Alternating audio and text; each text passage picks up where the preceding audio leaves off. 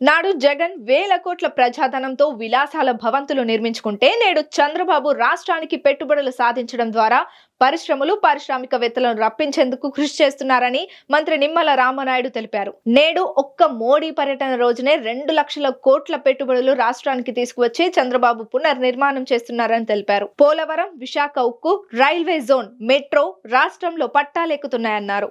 5 సంవత్సరాల పాలనలో 20 లక్షల ఉద్యోగాలు కల్పించే లక్ష్యం ద్వారా యువతకు రాష్ట్రంలో పెద్దపీట వేస్తున్నామన్నారు. ఆంధ్రప్రదేశ్ రాష్ట్ర ప్రజా ప్రభుత్వం వచ్చినటువంటి 5-6 నెలల్లోనే పెద్ద ఎత్తున అభివృద్ధి కార్యక్రమాలు, సంక్షేమ కార్యక్రమాలతో పరిగెడుతూ పనిచేస్తున్నటువంటి పరిస్థితికి ఉదాహరణే ఈరోజు నేను పోడూరు మండలం 4-5 గ్రామాల్లో 10 కోట్ల రూపాయలతో అక్షరాల ఈరోజు శంకుస్థాపనలు చేస్తూ ఉన్నామని అంటే, ఒక పక్క సంక్షేమానికి పెద్దపీట వేస్తూనే మరొక పక్క అభివృద్ధిని కూడా పరిగెట్టించి పనిచేస్తున్నామనే దానికి ఈరోజు ఈ యొక్క శంకుస్థాపనలే ఒక ఉదాహరణ అనే విషయాన్ని సందర్భంగా మీ ద్వారా తెలియజేసుకుంటూ ఉన్నా. అంటే ఒక పని చేసేటువంటి ప్రభుత్వానికి, పనికి రానిటువంటి ప్రభుత్వానికి ఉన్నటువంటి తేడా ఏంటనేది ఈ 5-6 నెలల కాలంలోనే ఈ పని చేసే ప్రభుత్వం ద్వారా మనందరికీ కూడా అర్థమవుతున్నటువంటి పరిస్థితి అని చెప్పి తెలియజేసుకుంటూ ఉన్నా. ఈరోజు 14 లక్షల కోట్లు ఈ రాష్ట్రం నెత్తి మీద ఉన్నటువంటి స్థితిలో కూడా ఈరోజు చంద్రబాబు నాయుడు గారు, పవన్ కళ్యాణ్ గారు, నరేంద్ర మోడీ గారి యొక్క సహకారంతో మళ్ళీ ఆంధ్రప్రదేశ్ రాష్ట్రానికి, తెలుగు జాతికి మళ్ళీ పూర్వ వైభవం వచ్చేటువంటి విధంగా కృషి చేస్తూ ఉన్నారు. దానికి నిదర్శనమే మొన్న విశాఖపట్నంలో ఒక్కరోజు నరేంద్ర మోడీ గారు ఆ పర్యటన ఒక్కరోజే అక్షరాల 2 లక్షల కోట్ల రూపాయల పెట్టుబడుల్ని ఆంధ్రప్రదేశ్ రాష్ట్రానికి వచ్చాయని అంటే, అదేవిధంగా మనం విశాఖ ఉక్కు, ఆంధ్రుల హక్కు అని సాధించుకునేటువంటి విశాఖ ఉక్కుని 11,500 కోట్ల నిధులిచ్చి ఆ ప్రైవేటీకరణ నుంచి ఆపి కాపాడుకోగలిగాము అని అంటే, అదేవిధంగా ఏదైతే ఈవేళ చూస్తూ ఉన్నాం, ఒక రాజధాని అమరావతి నిర్మాణం కానీ, మరొక పక్క పోలవరం ప్రాజెక్టు నిర్మాణం, మెట్రో, రైల్వే జోను, ఇట్లా ఇవన్నీ కూడా మళ్ళీ పట్టాలు ఎక్కుతున్నటువంటి పరిస్థితి ఈవేళ ఆంధ్రప్రదేశ్ రాష్ట్రంలో. అంటే ఒక ఆంధ్రప్రదేశ్ రాష్ట్రాన్ని మళ్ళీ ఒక పునర్నిర్మాణం ఈవేళ చంద్రబాబు నాయుడు గారు, పవన్ కళ్యాణ్ గారు, నరేంద్ర మోడీ గారు సహకారంతో చేస్తున్నటువంటి పరిస్థితి.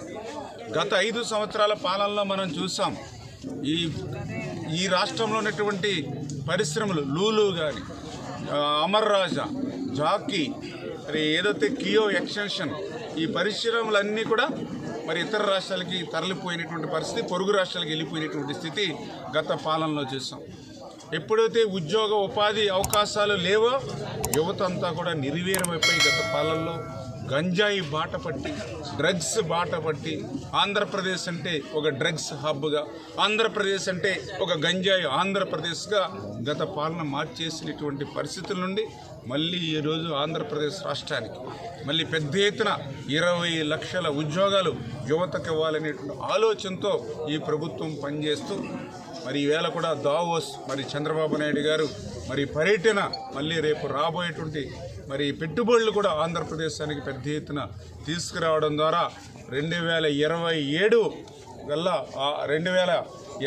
కల్లా ఈ యొక్క భారతదేశంలో అగ్రగామిగా, 2047 కల్లా ఈ యొక్క ప్రపంచంలోనే ఒక అగ్ర రాష్ట్రంగా అభివృద్ధి చెందాలనేటువంటి చంద్రబాబు నాయుడు గారికి ఆలోచనలకి అనుగుణంగా ఇవాళ ఈ ప్రభుత్వం పనిచేస్తుందనే విషయాన్ని మీ ద్వారా అందరికి కూడా తెలియజేసుకుంటూ దయవుంచి ఈరోజు పాలకొల్లు ప్రజలు కూడా, ఎందుకంటే గత 5 సంవత్సరాలు 19-24 5 సంవత్సరాల వైసీపీ నాయకులందరూ కూడా తమ పదవుల మీద దృష్టి పెట్టారు.